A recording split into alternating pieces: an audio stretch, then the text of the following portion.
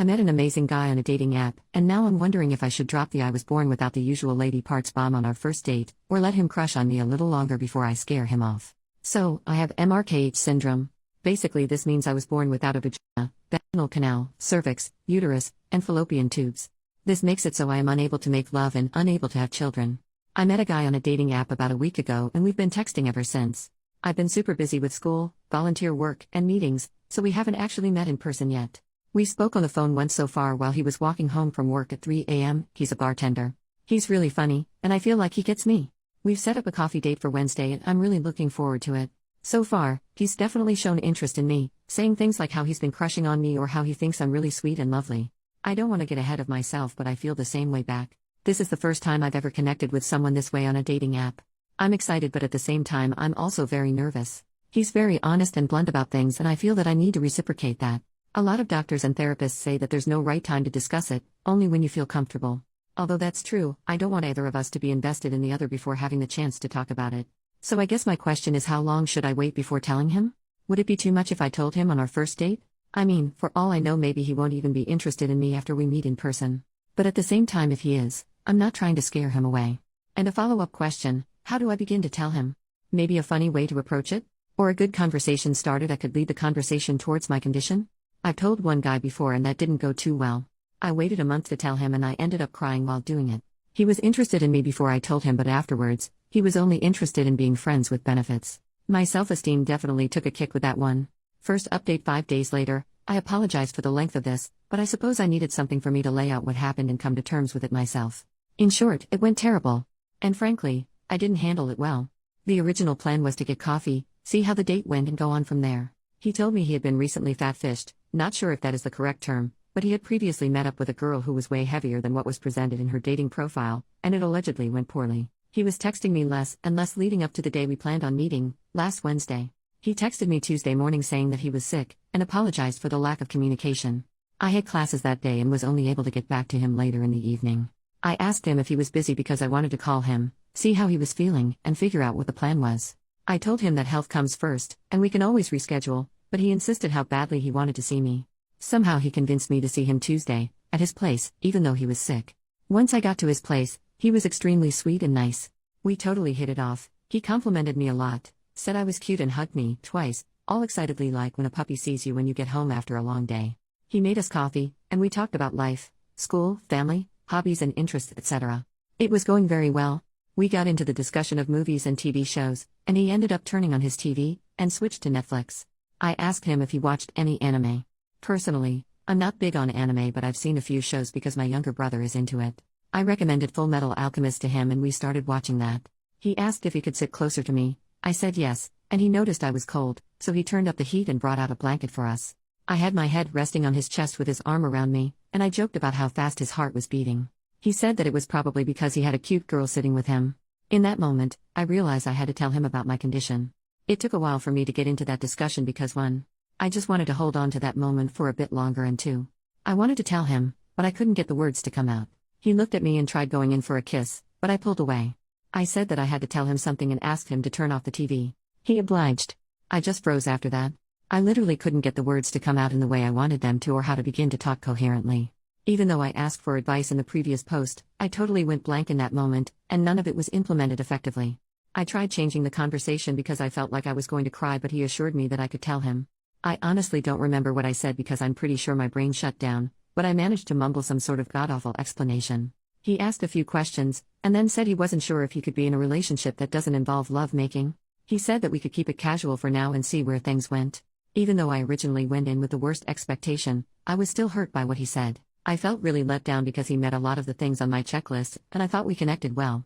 I asked what keep it casual specifically meant for him, and he said that we could be exclusive, but he didn't want to get too emotionally attached. I guess that was the part that really stung. I told him that I wasn't looking for a definitive answer yet because it was still too early to tell anything, and I wasn't looking for marriage, but if he knew right now, for a fact, that he can't be in a serious relationship with someone that has my condition, then I wasn't interested. I know myself too well, and honest to God, I can't get involved with someone without getting emotionally attached, and agreeing to see where it went would be intentionally setting myself up to get hurt. Plus, I think that was just his way of saying no to me nicely. He politely said that we could both take a few days to think about what we wanted, and he'd let me know. He was just trying to let me down easy, because we both knew what he meant. It was around 8:30 p.m. by the time we got done with that discussion, and I said that I should probably leave. He walked me to the elevator, in silence, and as I was about to enter the elevator, he asked if I would still be interested in being friends because he enjoyed my company. I said I wasn't sure, and that I'd talk to him later. By the time I got down to the first floor and out the building, I had tears down my face, and I felt like absolute crap. Pretty much every guy I have told about my condition would later go on to say that we could be friends with benefits or something more friendly. I just felt like no one would ever want me for me, and that all I would be good for is some side action. I felt really alone. I felt that the only reason I had ever been in a relationship previously was because I hadn't been diagnosed with my condition when I started dating my ex, and we had already been together for a year when I did find out. I felt like he only stayed with me a year longer because we had a strong emotional bond, but even that came to an end when he cheated on me. I'm not that insecure, but at that time I couldn't think straight. I had just experienced something nice, and it was instantly taken away from me. I haven't had many friends after my ex cheated on me with my best friend, and I cut contact with everyone in that circle, and making friends at university is difficult if you're a commuter. I ended up calling a guy I know as I walked back to the subway. I don't really consider him a friend anymore because he has told me he has feelings for me, but I don't feel the same way back towards him, and he makes constant cheesy statements about me and him despite me telling him not to. I don't want him getting too attached to me, so I keep my distance. But in that moment, I really needed someone, and I didn't have any other option. So I called him, he picked up, I asked if he was busy, and he said he was playing a game with friends and he could call me back later. I didn't want to bother him like that, so I told him it wasn't necessary. So, I did something very stupid, and called my ex. His girlfriend, the girl he cheated on me with, had him block my number, so it went straight to voicemail. Like any insane person, I left a very pathetic voicemail, sobbing and all. I said I didn't have anyone to talk to and apologized for calling him, but I couldn't think of anyone else to talk to. I didn't mention what happened or anything, just that I needed someone. I stood outside in the cold, it's snowing here, for a while until my whole body felt numb. I gathered myself and thought, come on, what the heck are you doing? This is not you. You're better than this. I promptly got on the subway, went home, got into bed, and went to sleep. I woke up the next morning with a fever. That's what I get for getting too close to a guy that's sick, but still had to go to class and attend tutorials. I thought about my reaction a lot, and how poorly I had handled it. Clearly, I have issues I need to work on. I stayed late after the tutorial getting extra help, and after my TA was done helping all the other students, I went to her office and privately asked her if she had any recommendations for someone that I could talk to on campus. She asked me if it had to do with academic stress or something more personal. I said the latter. She pulled out her laptop so quick and got me numbers, emails, and addresses for places I could contact on campus. She told me that she understood and that she too was having issues a couple months ago and recommended a clinic she had been to personally. I couldn't stop thanking her. Before I left, I said, it's not a big deal or too serious. I guess things could always be worse, and without skipping a beat, she said yeah, but things could also be a lot better. I thanked her for her help and left. He hasn't texted me in 2 days now. I'll wait a little longer, but I guess I got my answer. I realize I am not ready for dating. For the time being, I should get help. It's not that I can't handle rejection, but the fact that time and time again, I get guys who are totally into me, and aren't looking for lovemaking right away because they want something more meaningful, but as soon as I mention no lovemaking at all, for now, at least, they turn me down. If they rejected me right from the start, and we didn't get along well, I could handle that perfectly fine. I can't help but think I'm a defective human, and will never find a guy who would appreciate me for me. I have yet contact the number my TA gave me. If you've read this far, thank you. If you have any advice, things I should improve on, better ways to handle situations like this, constructive criticism, or any other comments, I would greatly appreciate it. Thank you. Final post 2 more days later. I just wanted to address some common questions, and to clear up some things I've mentioned in the comments briefly. I hope this post is a little more coherent and organized than my previous ones. But before I do that, I really just want to thank everyone for all your nice messages and advice. You have no idea how much it actually means to me, and how much I appreciate it. Quick update, I texted Kyle yesterday and he replied. I asked him how he was feeling. He said he was even more sick than earlier. I said I was too, and I said it was his fault, in a joking way, because it was just as much my fault too. I told him about how I had a volunteer thing at university which I went to and how I nearly fainted because of my fever and ended up coming home early. But that was it. We didn't talk about much else because he stopped responding. In addition to this, I haven't called the number my TA gave me because they are only open Monday to Friday from 8 a.m. to 4 p.m. So, I'm going to be doing that on Monday, hopefully. My condition, the exact name for my condition is Mayer-Rokitansky-Kuster-Hauser syndrome, or MRKH syndrome for short. It affects 1 in every 5,000 women. A lot of people, I'm assuming they were trolls, stated that I was a guy or something along those lines. Just to clarify, I am a woman, I look like a woman physically and I felt like a woman my whole life. I was genetically born with 20 chromosomes. Being a woman is not something I doubt. There are basically 2 types of branches within MRKH. Type 1 is an isolated occurrence, meaning there is only a lack or underdevelopment of internal reproductive organs. Type 2 is more serious as it is also associated with auditory, vertebral, renal, and cardiac issues. This may include hearing loss, bent or curved spine, missing kidney, etc. I have type 1. There are a lot of variations for each woman and to what extent they are affected by this. I am mainly going to be talking about my individual case. Diagnosis: a lot of people were confused as to why I was only diagnosed with this a year ago and not at birth, and why did I find out after already being with my ex for over a year. The way MKRH works is that it affects internal reproductive organs. This means that just by looking on the outside, it is undetectable. From the outside, I look like a normal female. I have normal external genitalia, including a clitoris, urethra, labia, etc. I am missing the vaginal opening, cervix, uterus, fallopian tubes, and my ovaries are underdeveloped. My ovaries contain a few eggs, and they function enough to produce lower levels of estrogen, which is why I am still physically able to look like a female. For me personally, instead of a vaginal opening, I have something called an indentation or dimple. For 18 years of my life, I lived thinking I was just like any other girl. I never once suspected anything was wrong. When I started dating my ex, we never attempted to make love because neither of us were ready. But this was around the time I started to feel like something was wrong.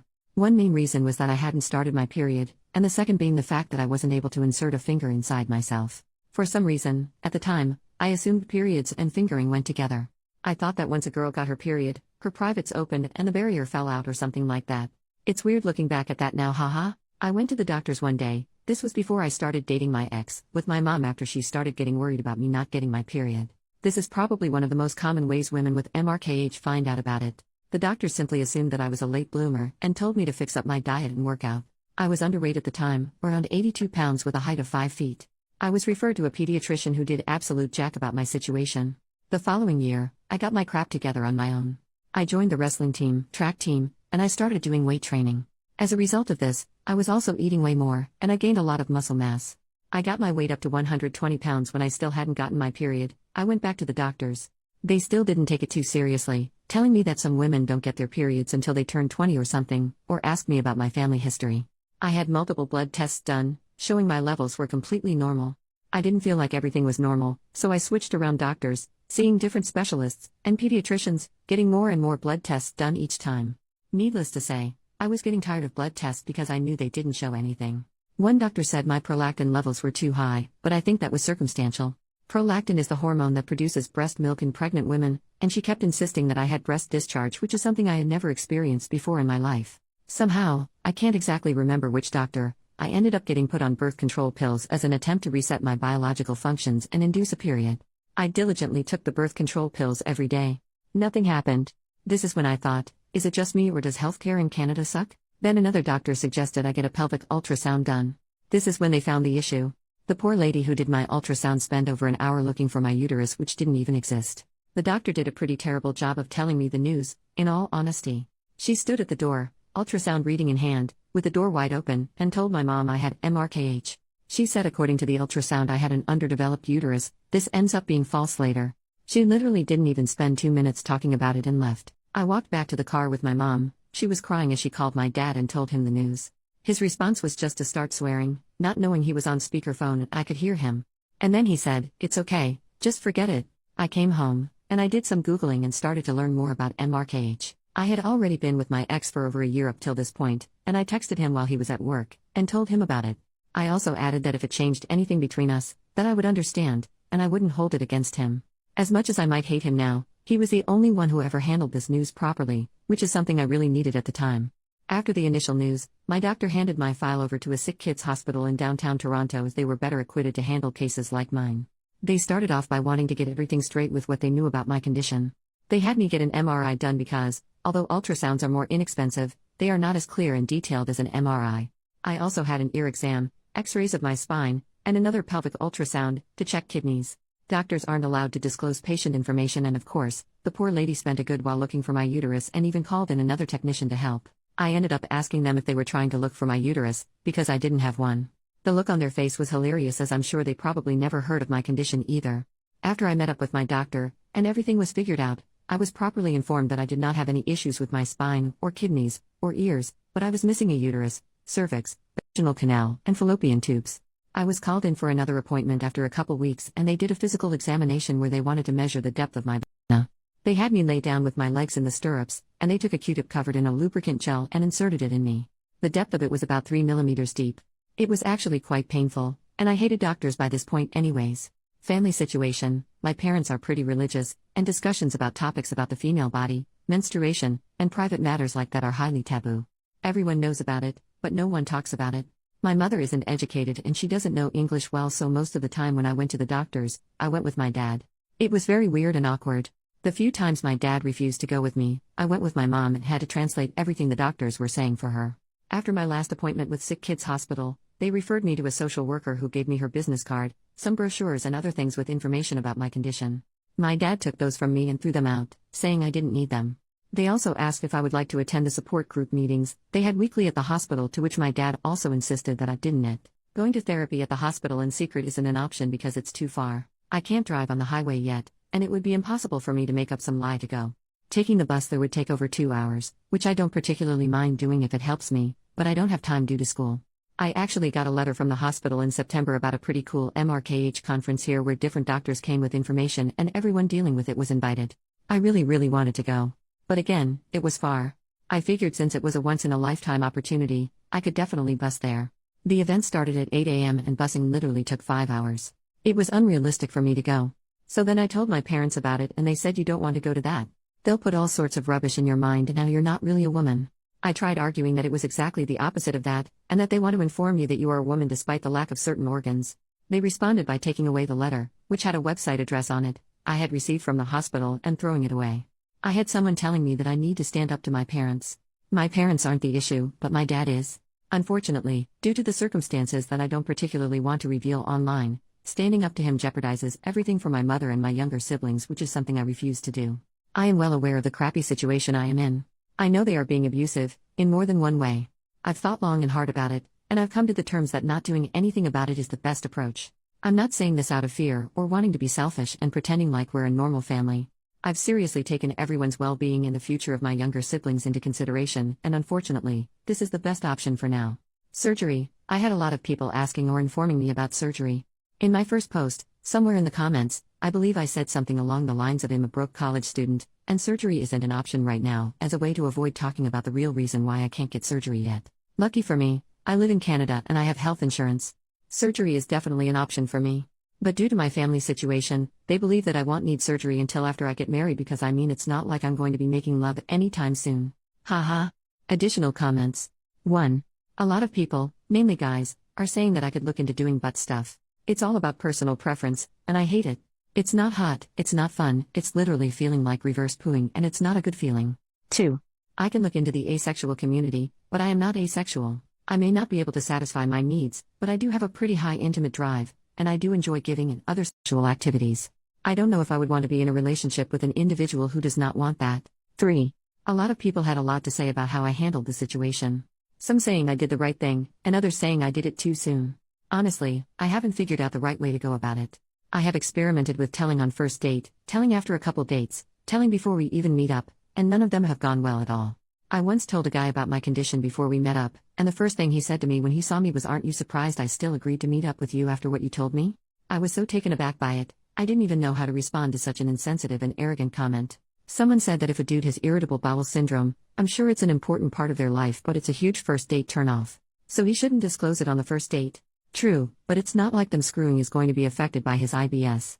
I didn't disclose it because it was an important aspect of my life, but because it was relevant to what was happening. I evaluated the situation I was in with Kyle and noticed that he was trying to get to the next level, so I had to tell him. Agree or not, first date material or not, I'm going to stand by with what I did because in that moment it was the right thing to do. 4. I am not going to disclose this on my dating profile. It's easy for everyone to sit there and suggest I do that, but you don't really know what it's like until you're actually in the situation yourself. I don't want to publicly display it to guys I'm not interested in, nor to those who aren't interested in me. I know guys who also use those dating apps, and I don't want them to stumble across my profile and find out about it. 5. The guy I ended up calling on Tuesday night, after I left Kyle's apartment, he knows about my condition. He has told me that it wouldn't bother him. I had a lot of messages telling me that I shouldn't friendzone him, and that I should give him a chance. Here is the real reason why I'm not attracted to him, nor why I would never ever give him a chance. He's basically doing nothing with his life. He's 24, lives with his mom, doesn't work, can't drive, plays video games all day, uses his depression and anxiety as an excuse from putting in any effort towards having an independent life. Whereas I, on the other hand, I work part-time, I study my butt off in school, and I make time to do extracurricular stuff. I also deal with depression, self-harm, and self-destructive thoughts. But I treat each day as an opportunity to make progress. I'm not saying I'm better than him because our circumstances are very different, nor am I saying that he's not trying his best because everyone deals with things differently. I'm just saying he doesn't have his crap figured out yet, and I'm not into that. In addition to this, he was once involved in a situation where he was the other guy. He was involved with a girl who had a boyfriend, and he knew this before getting involved with her but continued with it anyway because he was lonely. I was on the opposite end of that kind of situation, and even though he might not be aware of the magnitude of his actions, I am. There is no way I am dating someone who selfishly puts their needs first and is able to convince themselves that cheating is somehow okay. 6. I think one of the main reasons I even turned to Reddit in the first place was because I am clearly looking for some sort of support because therapy isn't an option for me. Social media platforms for support do exist, but my parents had me added or followed on those, and I don't want them finding out. This is far longer than it needed to be, sorry. I hope I answered some questions. I really do appreciate all the support I got. Thank you, and take care everyone. Edit 1, I'm only doing this to feel better about myself. Kyle finally replied to me and said, I definitely do not want to get involved. Fuck you, Kyle. If y'all want to hate on him, feel free to. I welcome it with open arms. Edit 2, I think I forgot to address this earlier. For those of you asking whether I can orgasm through clitoral stimulation, the answer is no. My clitoris is underdeveloped. Stimulation feels good, but it's not enough to reach orgasm. Maybe a stronger vibrator or something like that would work? I don't know. I haven't tried. Edit 3, guys. I can still pee. I have a urethra. You do not put a guy's pee-pee in the same place you pee from. Simply anatomy.